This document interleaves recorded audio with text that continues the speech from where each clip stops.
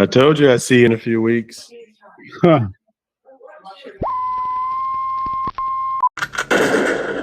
Oh, yes. Who's gonna take it?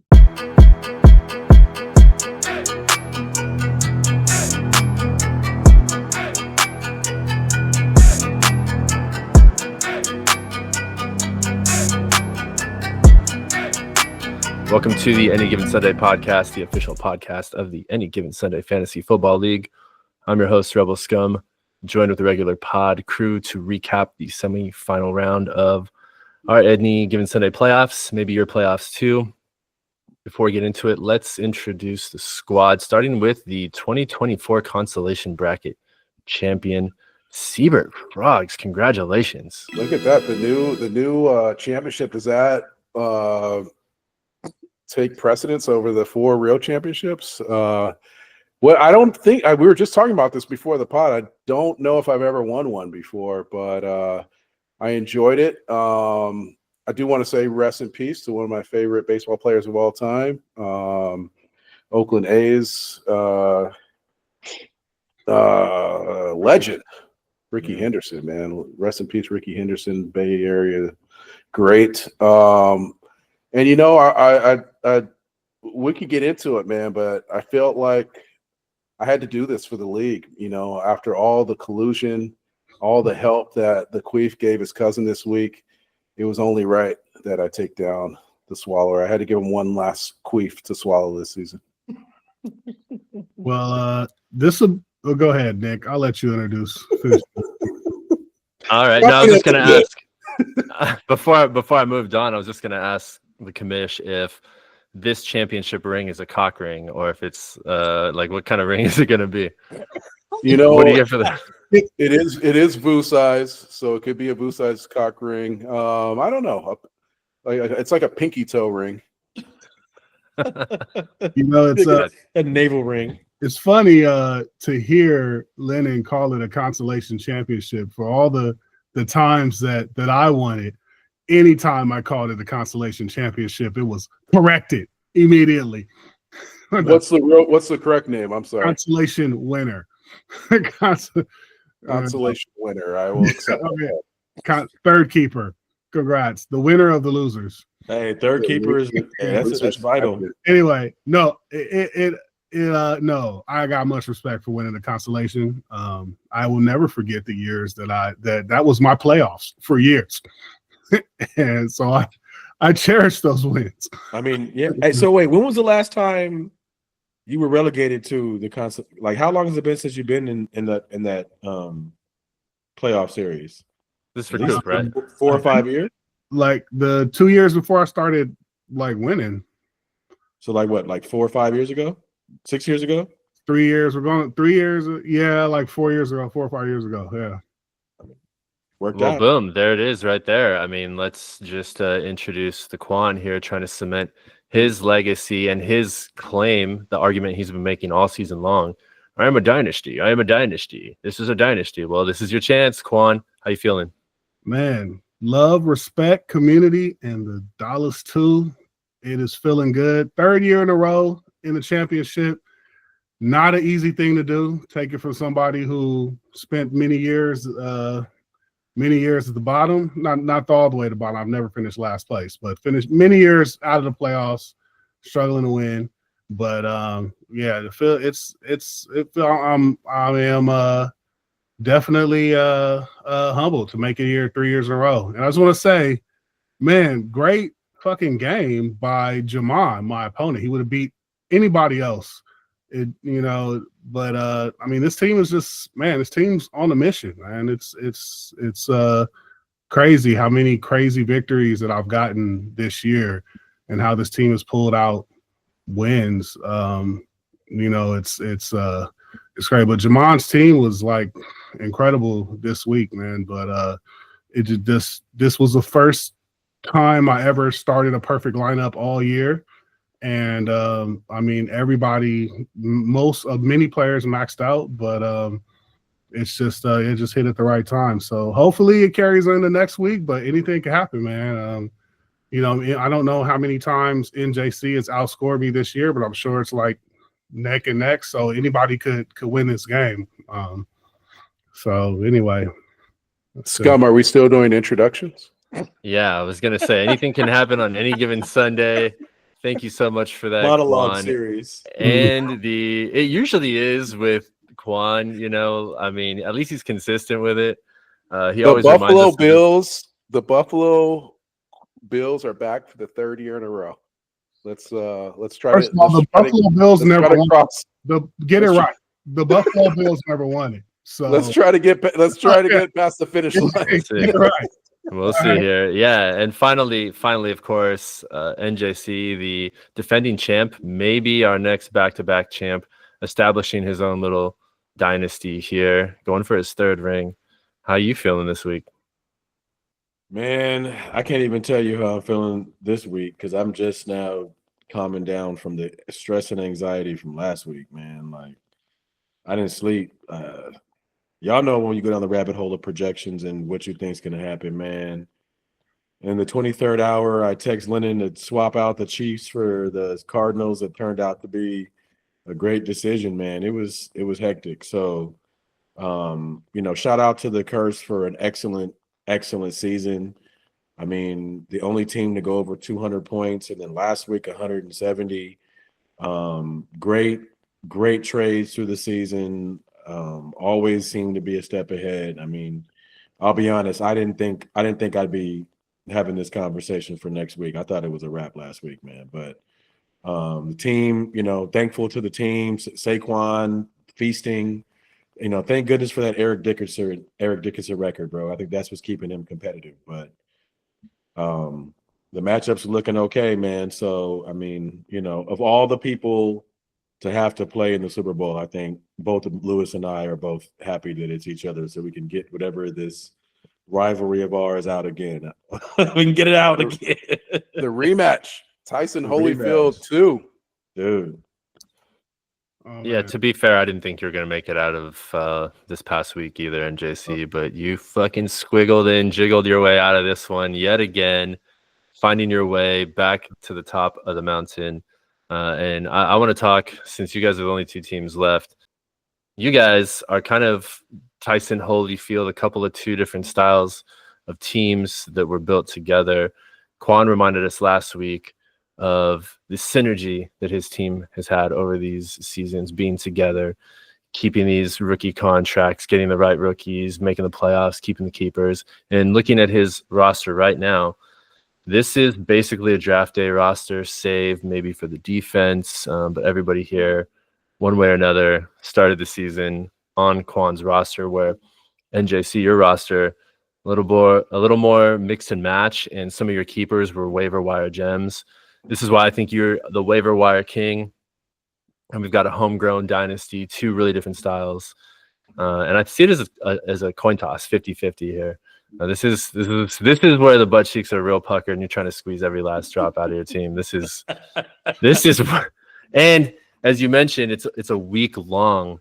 Your holidays are fucked. So Christmas is fucked because you're already stress meter if your team doesn't do the right things. And then NJC has a birthday in there, and then depending on the result, that's New Year's and basically the rest of the offseason. That's going to be a wash for you.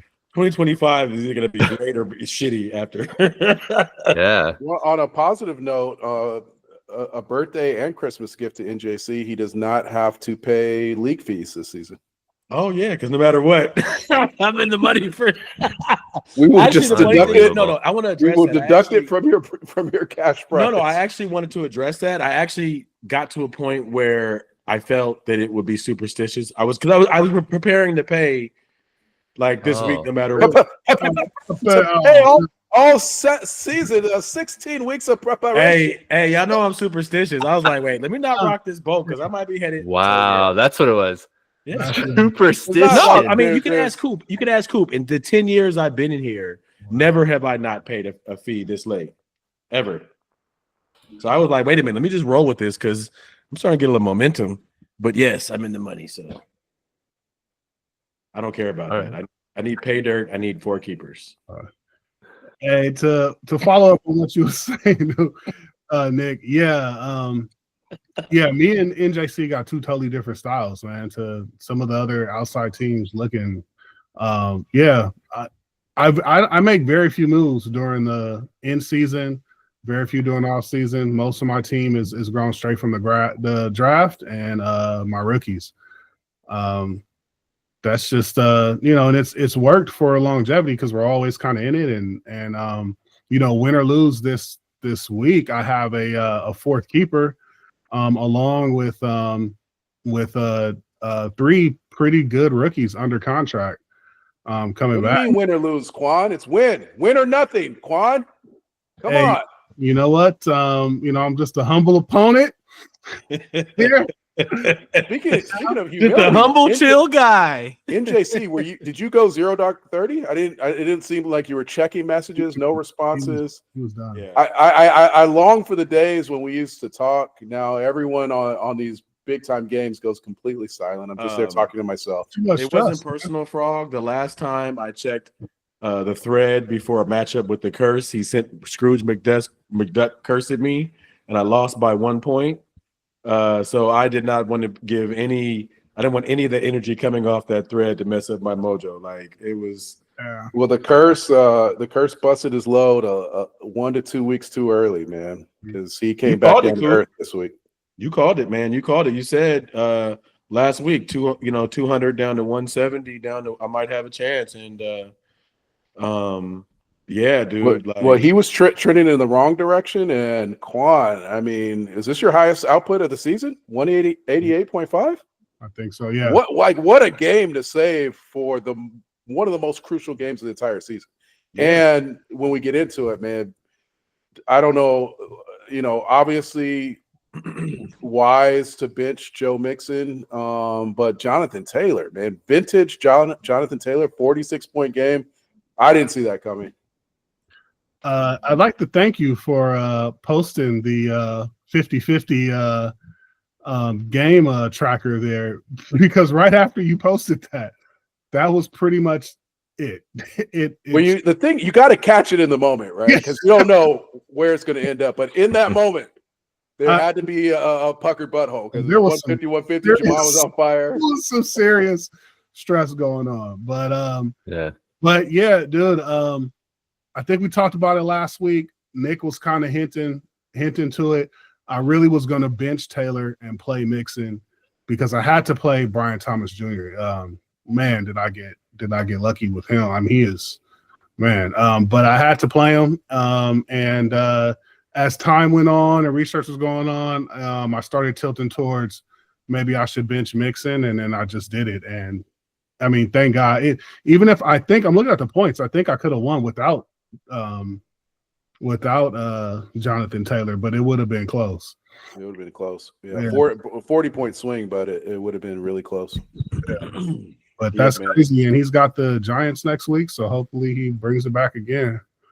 I mean, running backs total output 77 points. I'd probably put that up against any running back output from any team throughout the season. 77 points from two players is insane. Yeah. Yeah.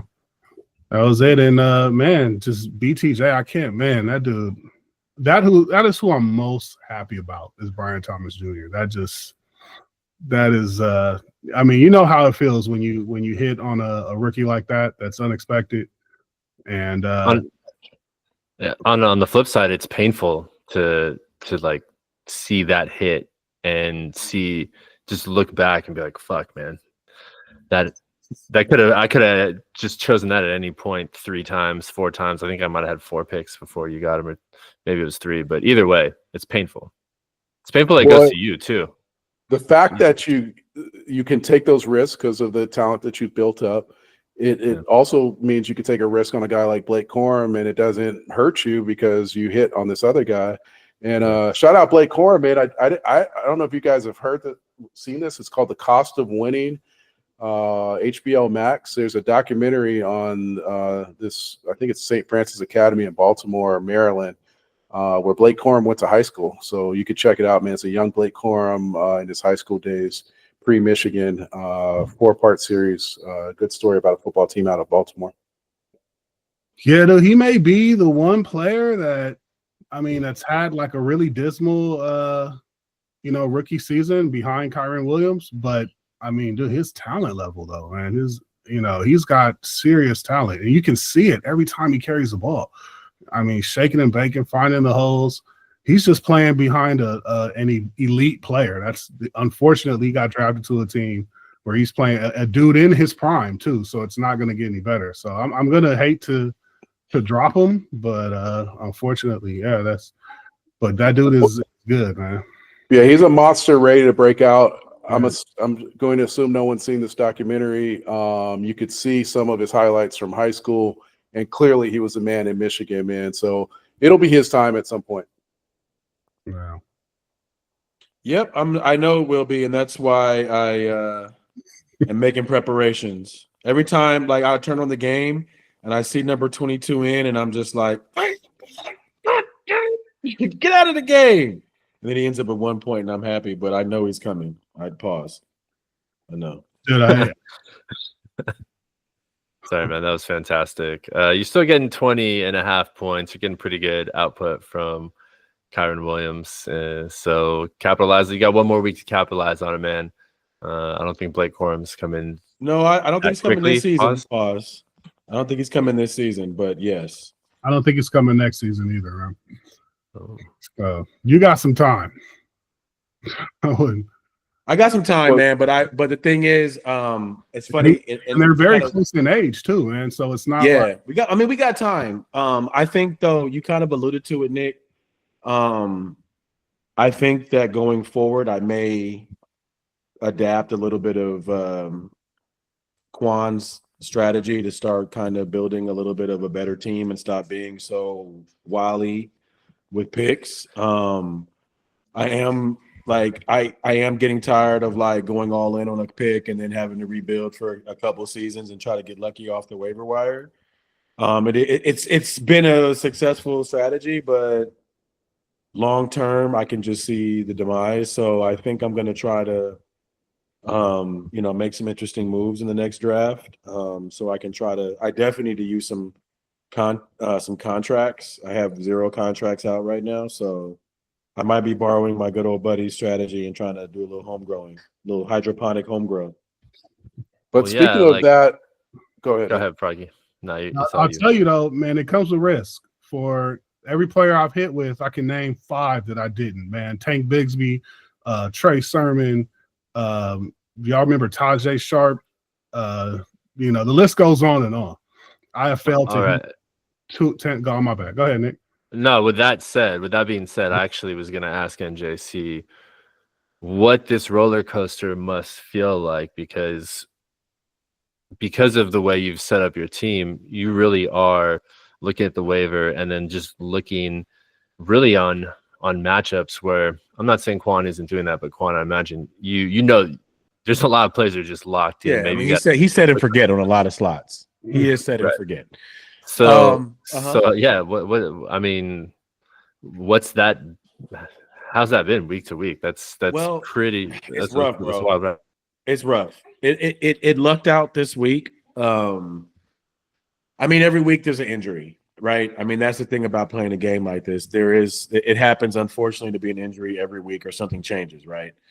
So when I'm looking at the waiver, I'll just walk through what happened this week. So obviously I had to fill that slot. I mean, Calvin Ridley went on to put up 14.5 points, but I had to fill that slot. And we talked about in the podcast last week that I was going to roll the dice. So I look at the waiver wire and I'm like, okay, there's Rashad Bateman out there. There's Dobbs out there. There's McMillan out there. Then you look at the waiver, you look at the matchups, right? Then you start looking at their weekly output. Who's kind of boom or bust, who's been consistent. So of all the choices on the waiver wire, I'm like, okay. Tampa has a pretty good matchup in Dallas. Dallas has kind of been, hit or miss. For sure, Bland is going to be on Evans. I mean, that's Bland is going to be on Evans. So if there's any opportunity, right? Like Otten is out, Godwin is out. So if there's any opportunity in that moment, McMillan should be the person who receives it. Plus, I figured, okay, if he does underperform, because I'll be honest, I went through every scenario of how I could win. And the only way that I could win, I was even on ChatGPT. The only way I could win is if he had regression and his team underperformed. That was the only statistical probability. So when it got to a point of when it was looking like that, I had to ask myself, okay, do I want to take a chance on Monday for Dobbs, or do I want to roll the dice and see, let me just try to pace Evans? If I do have any kind of lead going into Sunday Night Football, let me try to pace Evans and just try to offset as many points, and it just kind of worked out. So, yeah, bro, that's the kind of game you have to play when you don't have a roster like Lewis is to kind of set and forget. You got to start working kind of the variables and see like where you can kind of get an edge. So, yeah. Yeah, it's going to be an interesting draft with this kind of draft strategy already being shared on a podcast that only our league listens to, and we'll see who else adopts this. But there's different philosophies on the way people build their teams, but I think I'm not gonna say it. Fuck it. I'm not gonna say it. I'm not letting that little gem drop from a no-time champion, just in case anybody wants that little nugget there. Hey, give us some nuggets, man. Need some chicken McNuggets. There's many opposite draft strategies. I mean, look at Jamon, man. Jamon comes in, and Jamon and Joey, they grab all veterans majority of the time. I've only seen Joey go rookie heavy 1 year, but he's a veteran heavy drafter. Same thing with Jamon. I mean, Jamon will draft an old player who you believe is done, cooked out of it, and that motherfucker has a resurgence of his career. And he adds, Terry McLaurin, Connor and McLaurin. I know that the rookie quarterback was expected to be good, but was he expected to make McLaurin, a top receiver, I think he's top 5 now. He made some dude named Zacchaeus look good, bro. Right. So that drafting the veteran players, the proven players, the players that you look at those rookies, you're like, oh man, like I looked at Jaden Daniels, like, okay, he's like another Kyler Murray. Well, shit, why don't you just draft Kyler Murray? And so it didn't turn out great, but there's many players like that, So it's really, the whole point is be prepared in the draft. That's the thing. Come in prepared, with a strategy, and know who the player, know what players you want, what good players are out there, Yeah. If I could shout out Jamon, 11-win season. You mentioned the players he compiled to make up this roster, put up a hell of a fight, 142 points in the semifinal game that usually will be enough to get you into a Super Bowl. Just solid output, man. Pick the right quarterback this week. Purdy came out with 30 points. So hell of a season. Counselor, one note about the running backs. You mentioned the Corum and Kyron Williams, right? And all it takes is that one injury. And it happened this week. It happened with Pimp's running back, David Montgomery. He goes down, and the fact that they had that two-headed monster, that Sonic and Knuckles, Detroit didn't miss a beat this week. If anything, they had one of their greatest games of the season. Jahmyr Gibbs gets 23 rushes, 100 yards, a touchdown, 45 receiving yards, 24 fantasy points. Like that's Corum and Williams aren't there yet. Maybe they're building towards that, but that's the benefit. And that's the RBB siege strategy, right? You have somebody there so that when you're a team like Detroit that's trying to win a Super Bowl, it's not a huge drop-off when they lose their lead bat. Right. As opposed to like the Chargers, who haven't been the same since J.K. Dobbins went down. And the Niners, same thing. Well, the Niners Chargers won. It's almost the Niners backfield is like being a black not win. Being in the Niners backfield is like being a black hero. It's only a matter of time before you go down. Damn. Damn.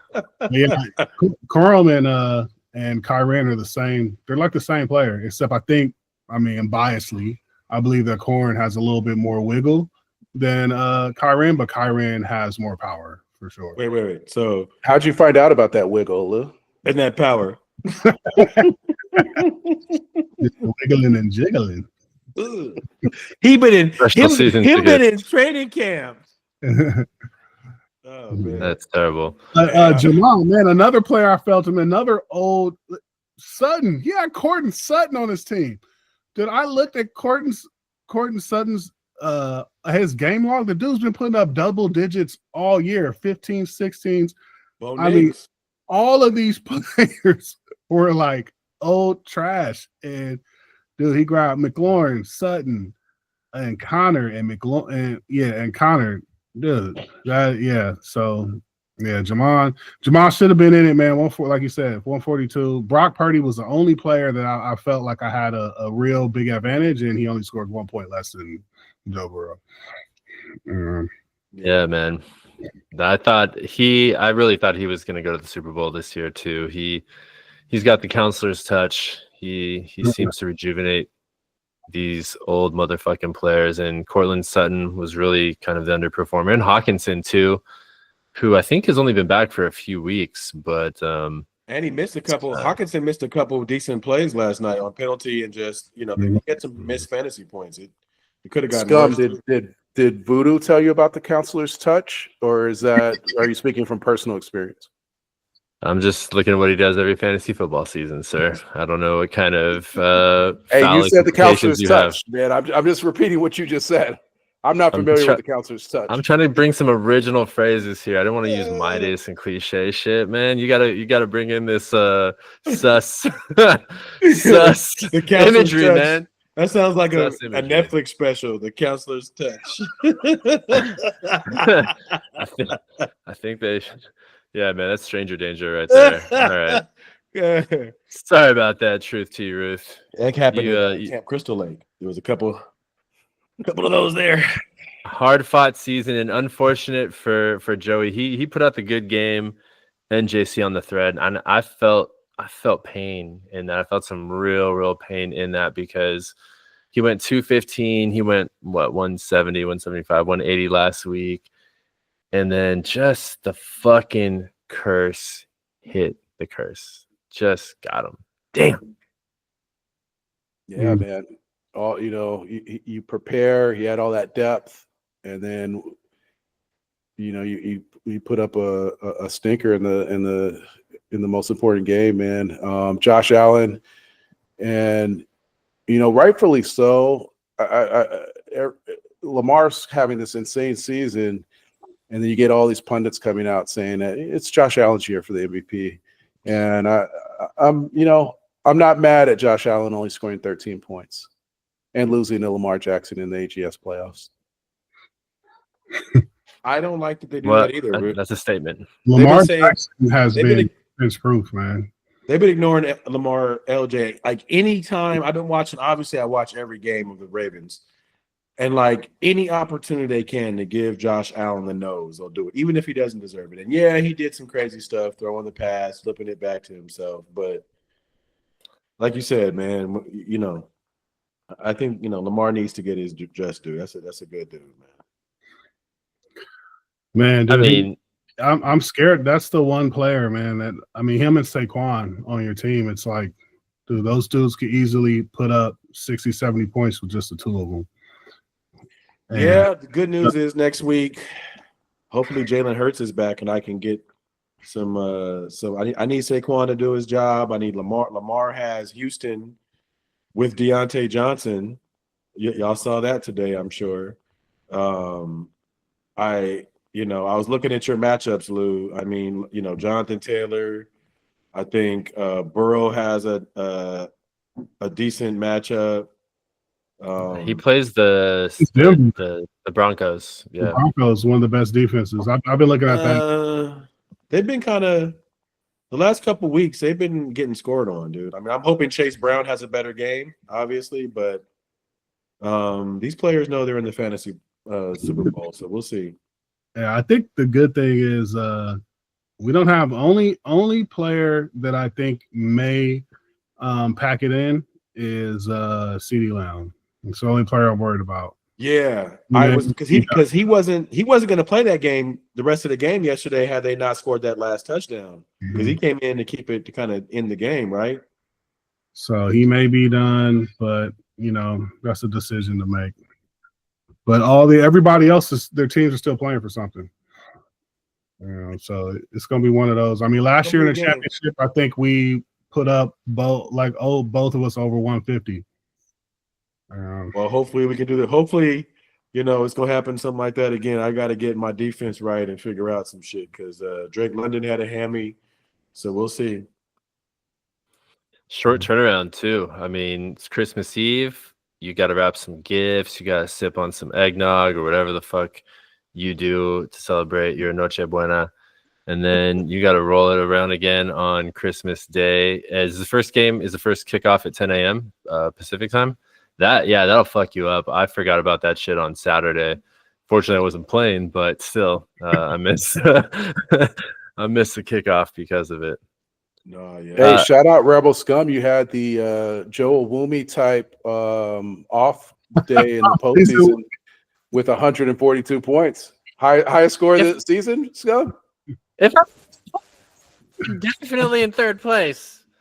I don't. That might be around the Jaden high Daniels score. locked up Rookie of the Year with another 50 burger. Great game. That was an Yeah. exciting game to watch. That was a good game, man. Debo Samuel had 22 points. Is that his highest all season? It sure That was. probably is or close to it. The week that didn't matter. Thanks for showing A up. kicker with 21 points. Dude, I'm looking Look at at that like, and then Dalton Schultz because there's nobody else to throw the ball to.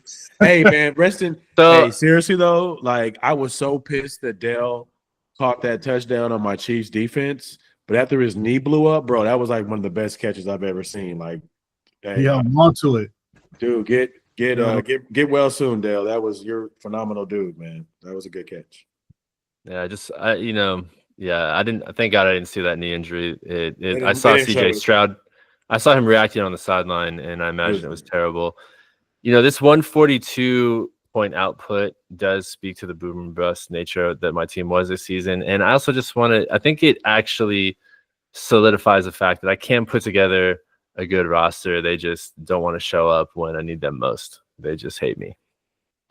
Jaden Daniels is the best thing I did probably all season, picking him up. And there was talk about this Bo Nix, Jaden Daniels thing. You folks were trying to inset my mind with San Bernardino, a lot of crack involved, probably just gonna fail, No, man, he appears to he resurrected Terry McLaurin. The fucking Commanders look like they're gonna be a sneaky, scary team in the playoffs here.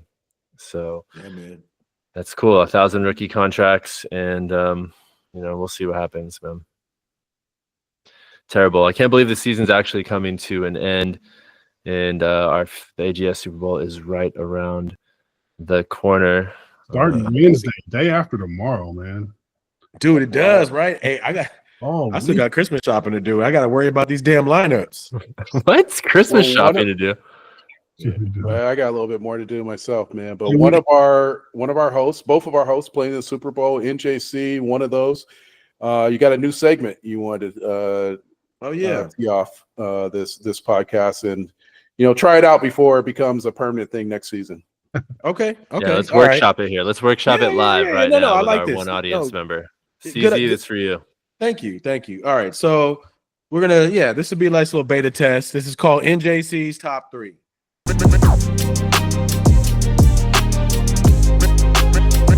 So every week the idea is to showcase 3 top moves of the week that had a significant impact. And then if we like it or don't, it can be 3 good things, 3 good moves, 3 bonehead moves. We can tweak it. But so for this first week, I have NJC's top 3. So coming in number 3, I've got NJC last minute switch of the Chiefs in the lineup, which was 11-point swing. I think that that move, even though it necessarily didn't affect the outcome, had a pretty significant point swing. So that comes in number 3. Number 2, I have Seabird Frogs with the decision to pick up Jerome Ford at the last minute to play him over Tony Pollard with a 15-point swing on that decision. Very good. And then for obviously that was an interesting one because he was the most coveted player on waivers this week and got Kirsch dropped. At the number 1 position. Kirsch grabs him.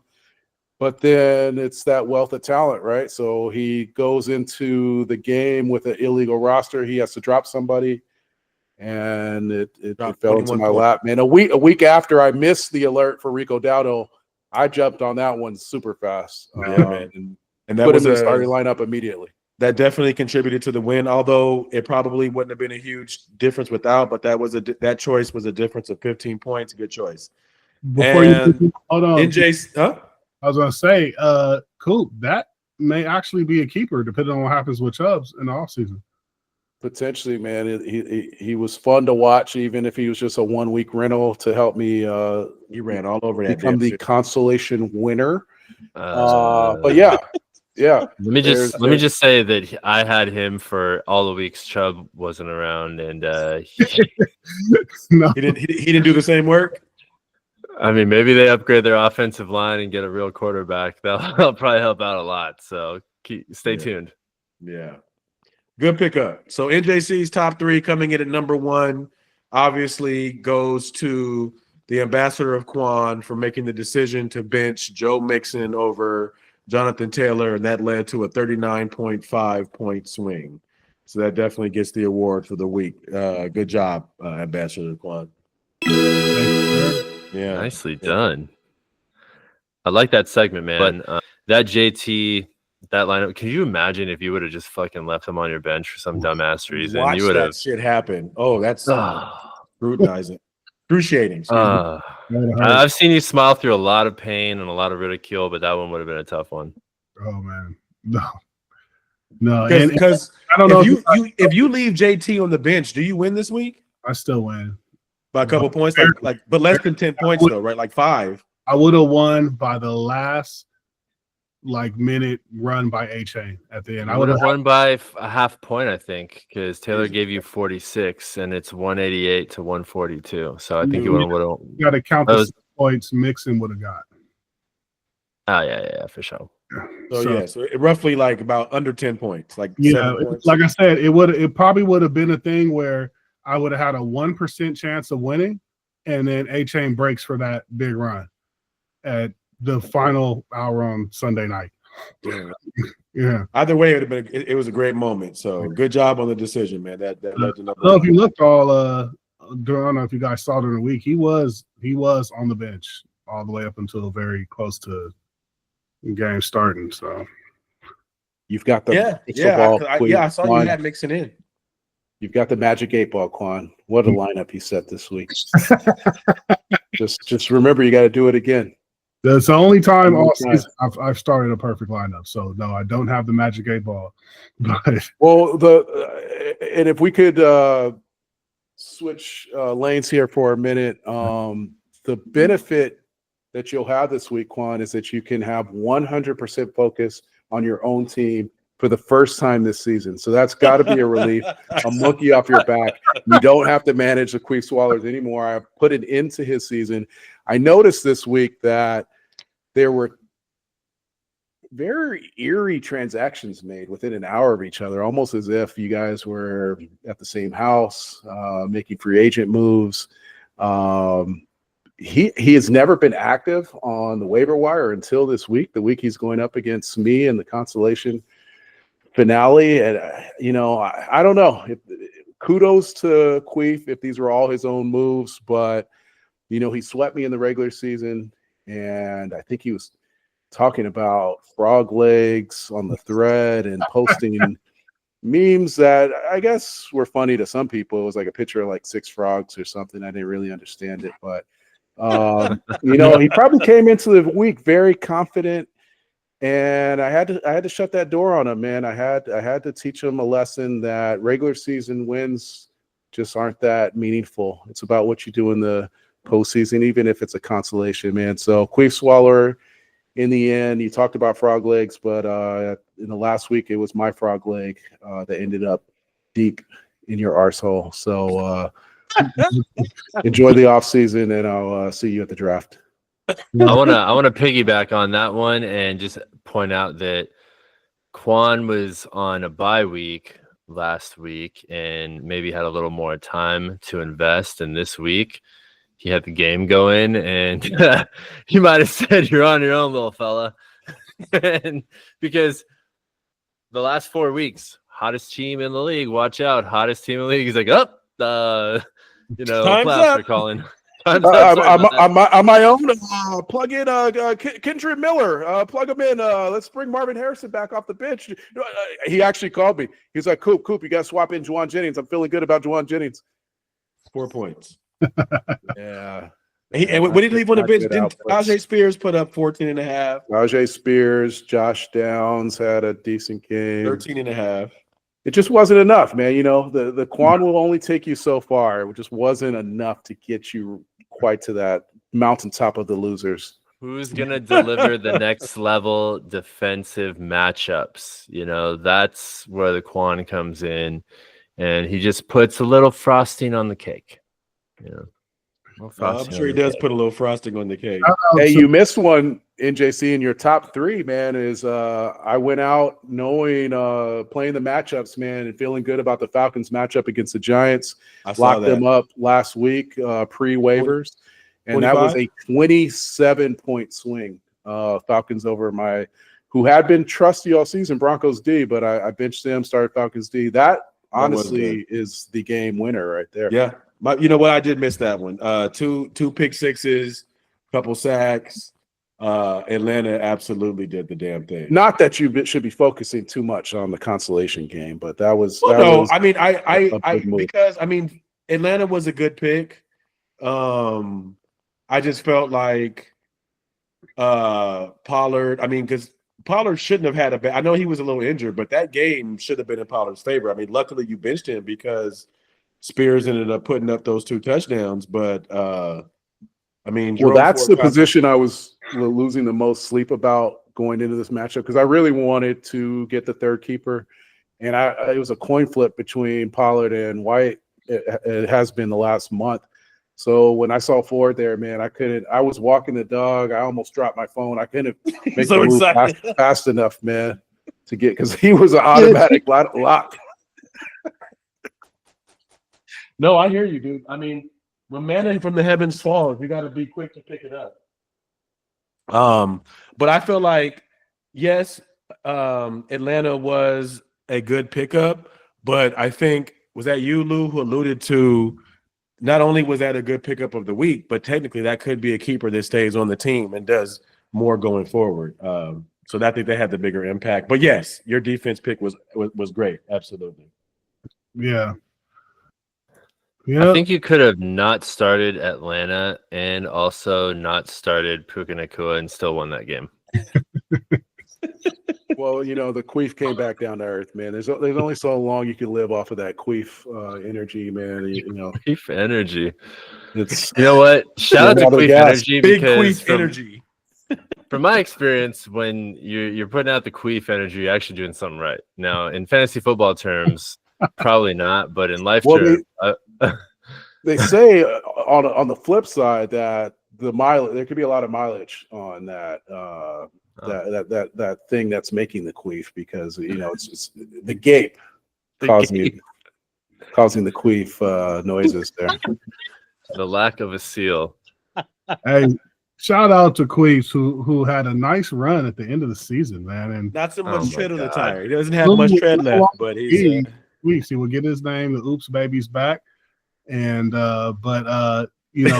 he had a dismal season going on up until the end, and it's good that he made it all the way to the finals of the consolation bracket and got a test of once you got your playoffs spot locked in, you could focus more on lifting him up and keeping him enthusiastic to ensure that he would be back next season.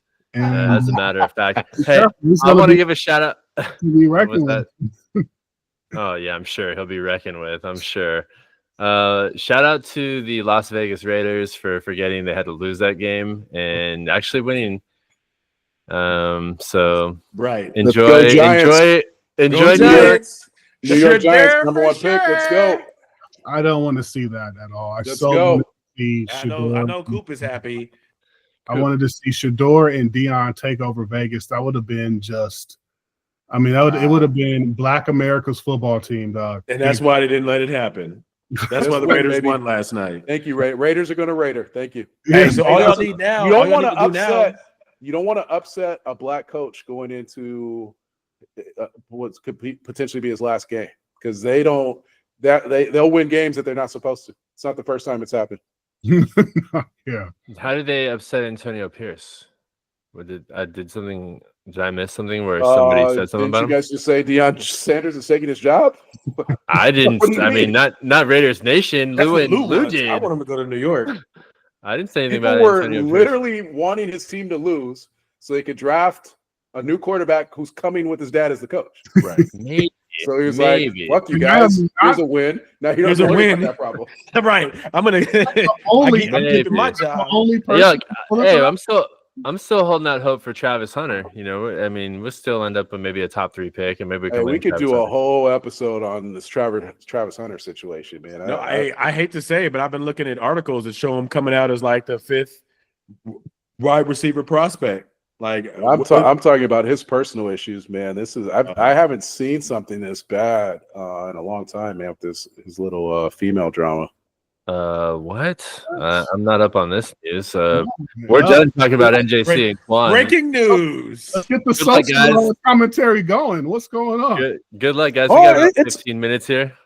It's not breaking news, man. It's just he's a kid who NJ just said top 5 wide receiver, top cornerback in the game coming out, and he's in the news for all the wrong reasons. Fresh off the Heisman, about to play in his bowl game, about to go to the NFL draft, and all everyone can talk about is his terrible girlfriend and how like they do not need to be together. That he needs a prenup, he needs a cutter. I mean, everyone is coming out speaking against this woman. They've compared her to other famous silhouettes, I suppose. I think it was compared to Savannah James, how LeBron was like 3 years into the league before we even knew what Savannah's voice sounded like. And I'm not saying that women can't speak. I'm not speaking against them in the future, but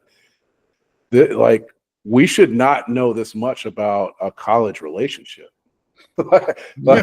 Why do we know who this person is? Why do we know that he takes her to parties and sits in his car outside while she parties and waits for her to come out?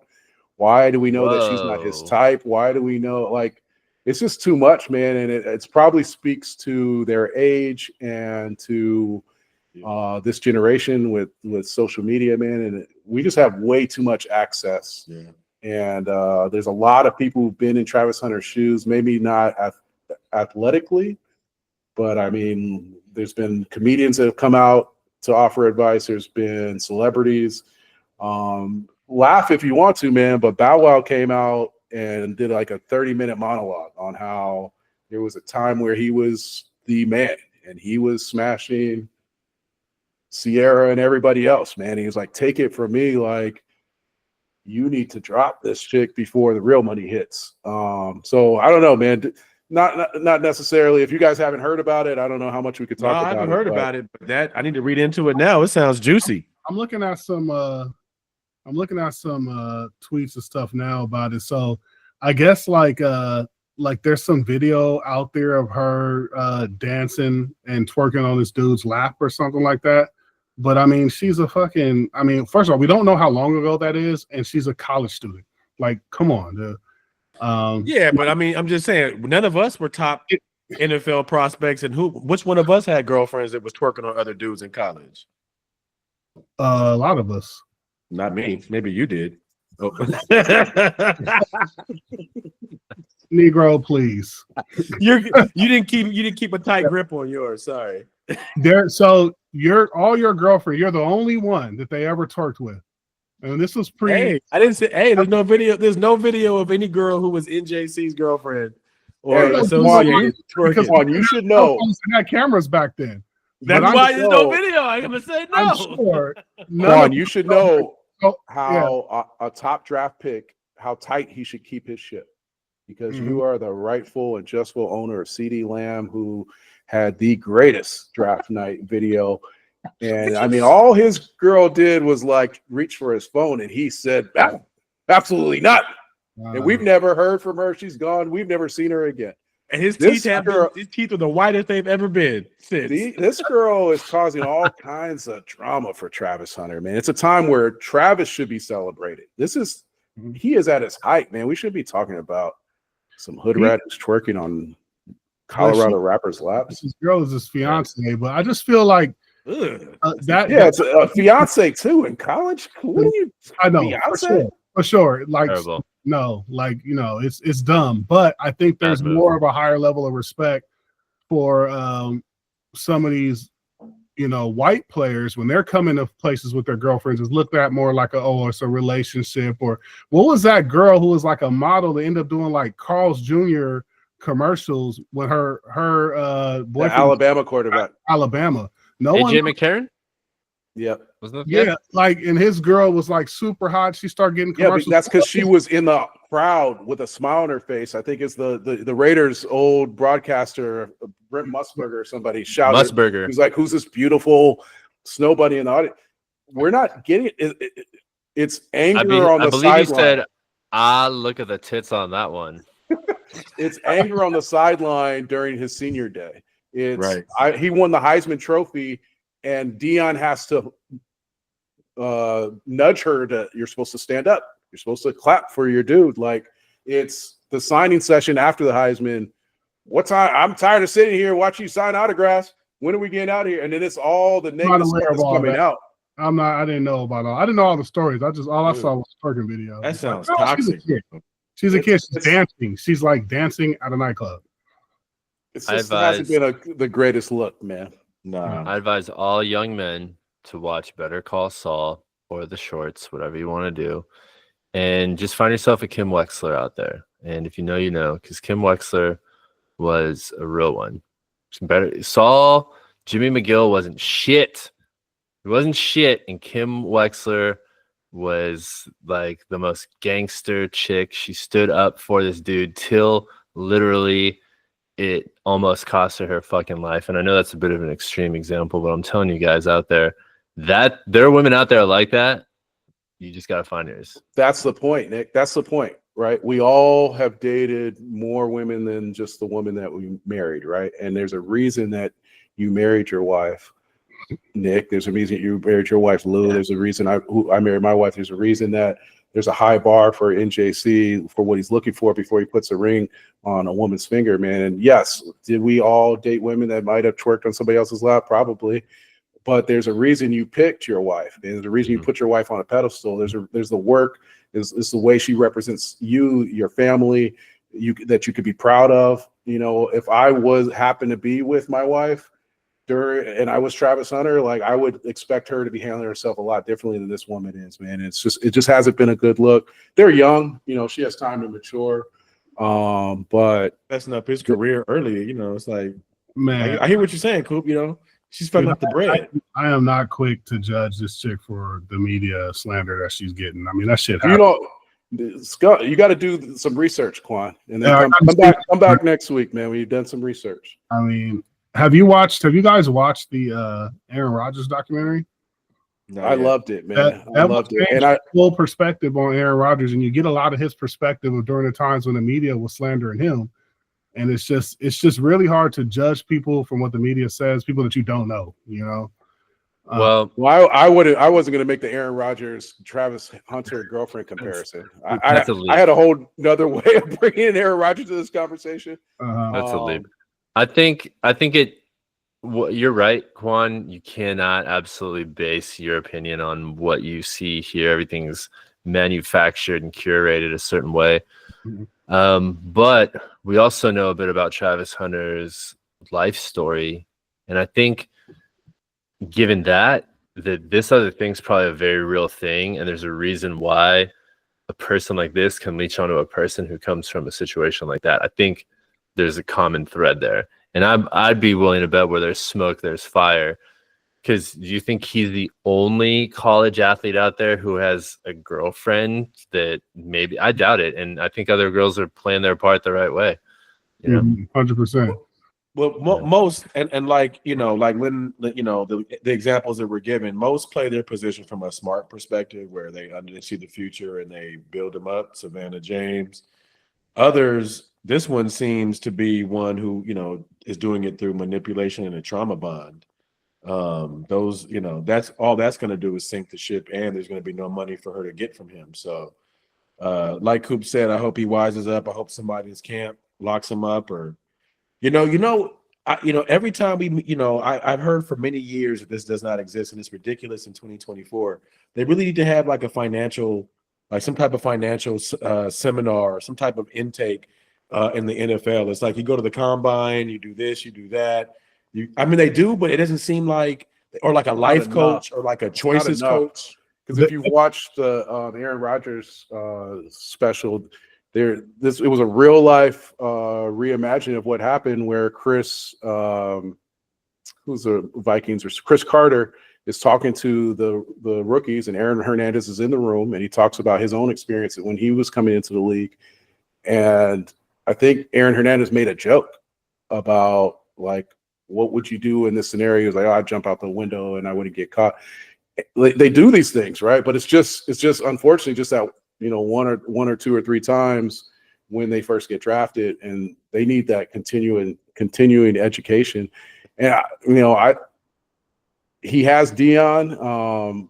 Quan, there's a lot, man. There's a moment where she was like, yeah, he's not my type, and then doubled down and really didn't give a good reason why he wasn't her type. I think she said this like on camera, like, wow.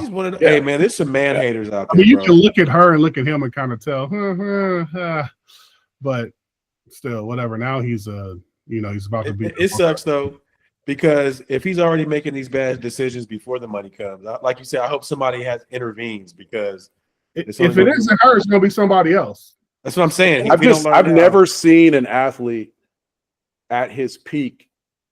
Imagine like Reggie Bush when he won his Heisman, or anybody who's won a Heisman. The week after the Heisman, that's all they're talking about is the Heisman. They're not talking about how shady their girlfriend is. That's bad. But he put her on full display, though. He put her on full display. He thanked the hell out of her. He had her sitting. Of all the seats that you could have there, one of the seats was for her. Like I told you, sometimes those trauma bonds look and smell and taste just like love, bro. And you know what? If his mom did the same thing, or somebody close to him, and that's what he recognizes as love, he can't do nothing about it, bro. You're right, and that takes. I think this brings this thing full circle. It might be easy to blame or put this on the lady, but he's making his mind up at the end of the day. I bet people are probably telling him this, and he's just like, fuck it, man. Like, we have homeboys that have been nose open, and you're like, bro, don't mess with that. Dion's telling this. Dion's been through it himself. Shador's openly said Shador's mama was a gold digger. Bro. And that's the thing, man. Like, I get it. I get it when you're in love and you're so far gone that you don't listen to reason, but I don't know, man. Maybe because I've never been in that situation, but if I was about to hit the lottery, I'm cutting all dead weight. Two things, Nick. You mentioned it, bringing this full circle, and I'd like to do that with my second statement.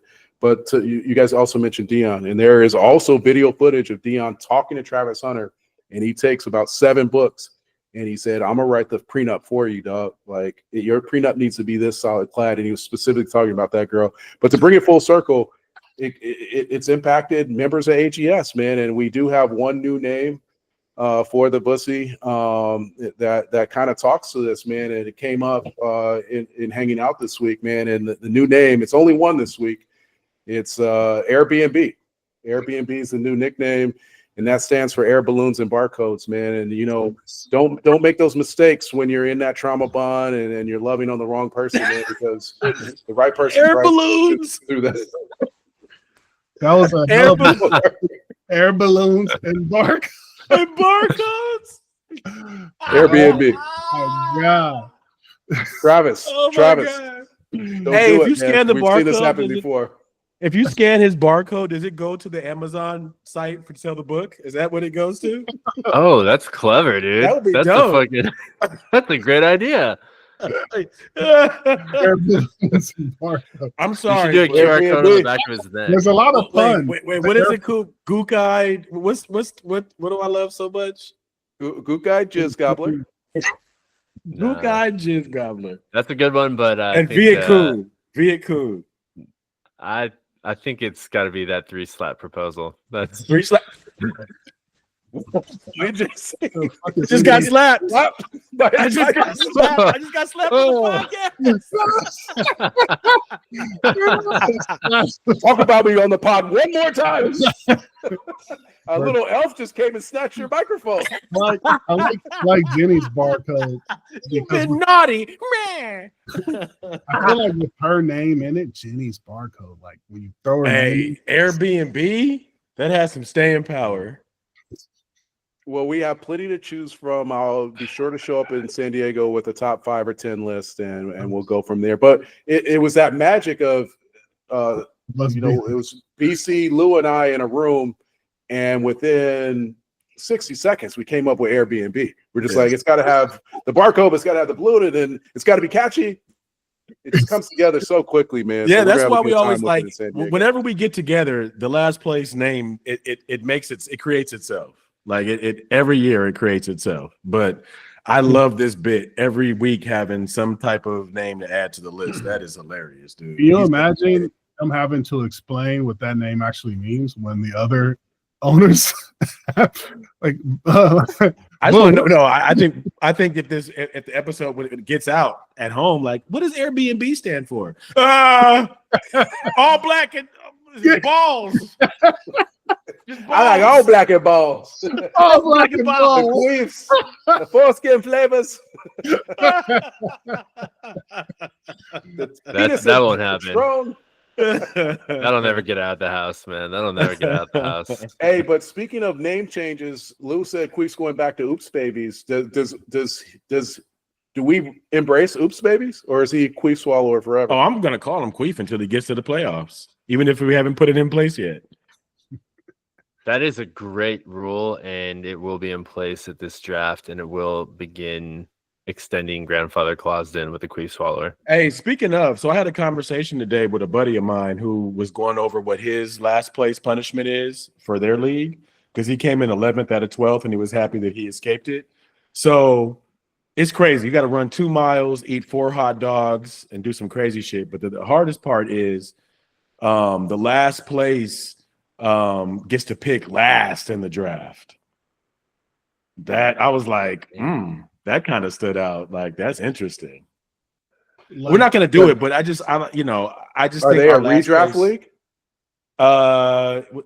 Gotta be a redraft snake league. Gotta. It might be a would redraft. ruin. If you were last in a dynasty league and had to pick last, you'd never recover. Never Right. come No, I up. know. I'm not saying we should do that, but I bring that point up to say that we should have a more severe last place than just a name change for the season. Well, if we have we talked about it in the pod? I think we're going to put it to vote that it will last until you make it to the playoffs. Like that. We can discuss when it goes into effect, but I like that. I think that's a good extension of it, and maybe we do something funny when we're in San Diego to add to it. Yeah, like, because a little embarrassment. there's stuff on Trophy Smack. Like, there's a bright yellow wrestling outfit, extra tight, that says "I suck in fantasy football."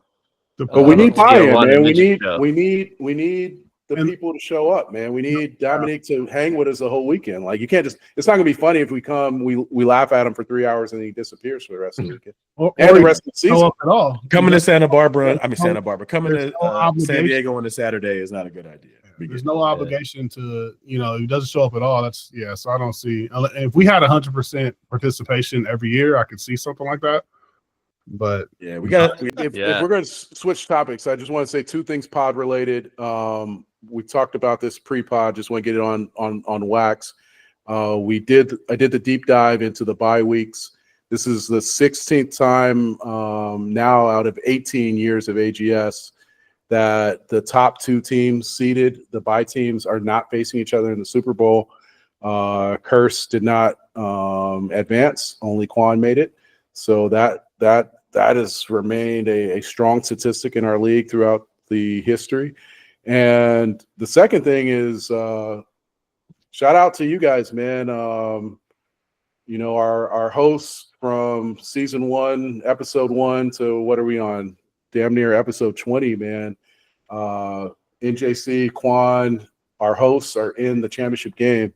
My humble loser bracket winner team won the 3rd keeper in the loser bracket. So I think it's was it you, Nick, or Lou said you got to come prepared to the draft? I think the podcast keeps us really locked in, man. Locked in. We're studying. We're talking about it every week. We really care, and it shows in our records in the league and the success we've had. So I just think that's an interesting tidbit, man. First year that we're on video that we've been doing this, and the hosts of the podcast had very successful seasons, except for Scum. Well, Scum put up the most points. Like Scum put up a lot of points. I mean, you did a good job this week. 1 week. Well, Weird how the guy throwing in all the additional work on the back end. Maybe should have spent more time doing some fucking fantasy football podcast research and not stop some podcasting and start setting fucking rosters, bro. Nah, man. Nah, hey, this I guarantee you. Like, and thank you for that comment, Coop. I know I can speak for Lou when I say it's not easy. Whatever Lou's sources have been this season have been impeccable. It's not easy getting up day in, day out, reading all those damn articles and doing all the analysis, and it's hard. And then having to work and then do a podcast. But thanks for the recognition, Coop. Good job. Good season, Lou. It's been a great season, boys. I really appreciate, like we said many times, man. I wake up Monday morning geeked because Monday night we're filming the podcast, and I can talk shit to my boys, and it's good. It's been a great season. I definitely appreciate being a part of the show. So this is good stuff. I hope we can build on this and keep it going. Yeah, Scum, that text was completely unnecessary. We know what Mondays are, man. We're ready to go. Looking forward to next week's pod where we'll be crowning a champion. So be ready, man. Bring the champagne bottles, have them on ice, because you're going to get a good amount of show to just talk about yourself.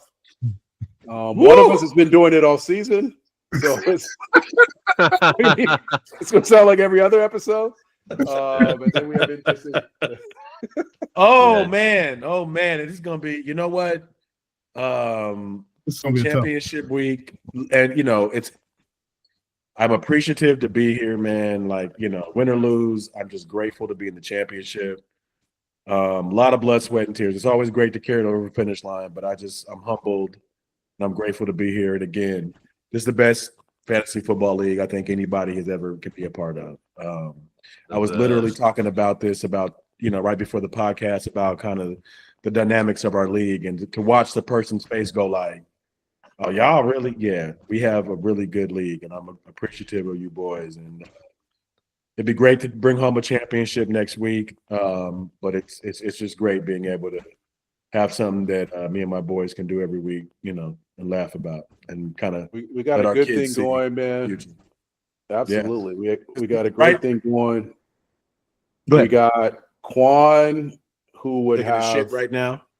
2 championships, and will try to claim a dynasty if he wins this chip. And then on the flip side, we have NJC, who would be back-to-back and a 3-time champion. Godly, who do I root for?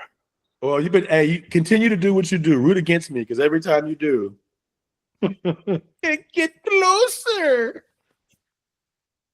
No, seriously though, nobody's gonna, whoever wins is I definitely. feel like NJC wants to talk shit. So man, no, for real. Whoever and when it comes out the a years, little bit, right? it's like, oh wait, like Lou, if you win, Lou, like there's nobody who wins next week where you're gonna say that was a asterisk championship. Like it will be deserved. So 100%. regardless, hard fought championship, 2 of the strongest teams of the past 2 years, a rematch, which is rare, man. We've had them before, but it doesn't happen very often, man. So it feels like the right 2 teams are here to do battle once again.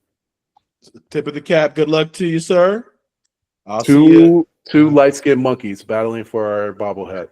Yeah. all fucking week too. It's gonna be a long one, bro. Where's the head, Nick? Have you brought the hand in yet? The hand? What is Remember it? you did the All I saw was NJC? like, "Hey Nick, hey His Nick, fucking thumb, what's the dude. hand? Oh my Nick, god. what's the hand?" You're gonna put the LA hat on the head? I was gonna put it on my thumb and fucking like put like That's me. Oh, that's eyeglasses on my me. thumbnail. Is that me? That's you, dog. And the fucking glasses, dude. The fucking Mortimer glasses. Yeah, wow. Congratulations, guys. I can't wait. I can't wait to celebrate your continued success. I can't wait to celebrate your continued success next week again and again and again. It's so fucking awesome, guys. But yeah, thanks for being a part of the podcast. And you know what? Next week is the final week of the regular season, and then hopefully we can continue doing this sprinkled in and out throughout the off season to keep our listener entertained. Thank you once again to our listener out there. Hey, host, don't lose your energy, man. Don't lose the energy, because I feel like that's where the text came from. You know, on Friday you're like, No, I'm just minding my own business. No. I'm playing fantasy football right now, and nah. I don't really want to host a podcast anymore because my season's over. But That's not what I said. Anybody there want to motherfucker. record tonight? Hey, for the record, you guys are so, you guys forget that just a couple weeks ago, NJC sent the fucking text out. And let me do this. Are we guys recording this week, or what should I do? And so, because I hadn't said anything all fucking weekend, I just want to let everybody know this shit. I'm just confirming that we're still doing this shit. Yes, I'm guilty. So it's okay. I never once asked if we're still recording it, and I certainly never said that I don't feel like hosting anymore because I've not been playing fantasy football for, like, it feels an eternity. But in any case, thanks for putting me on blast, Frog. Yeah, I appreciate it.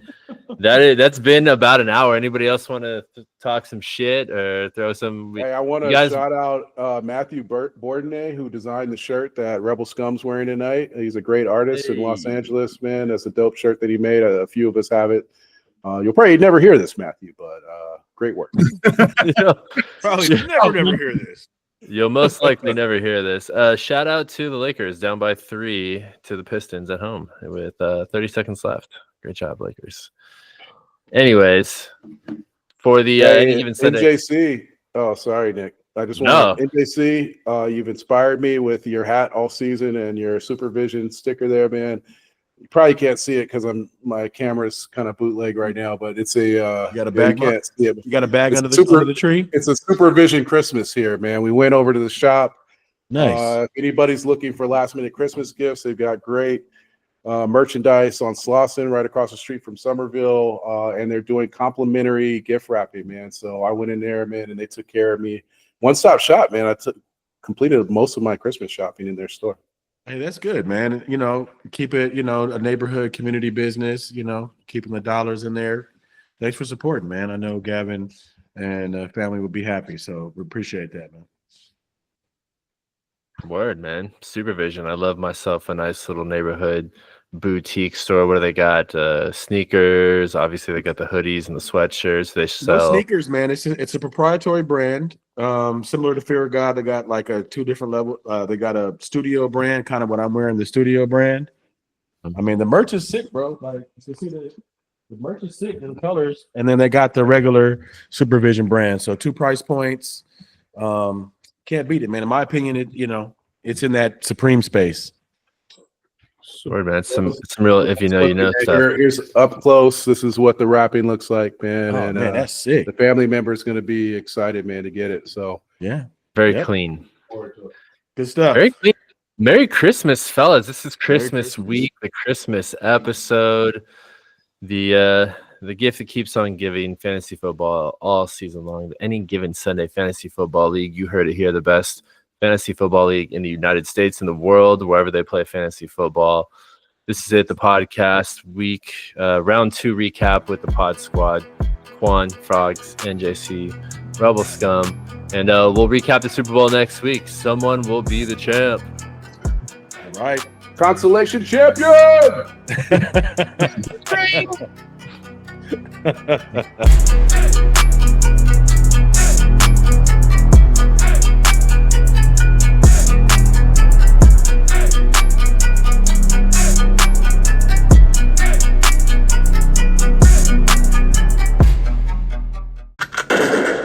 Please like and subscribe.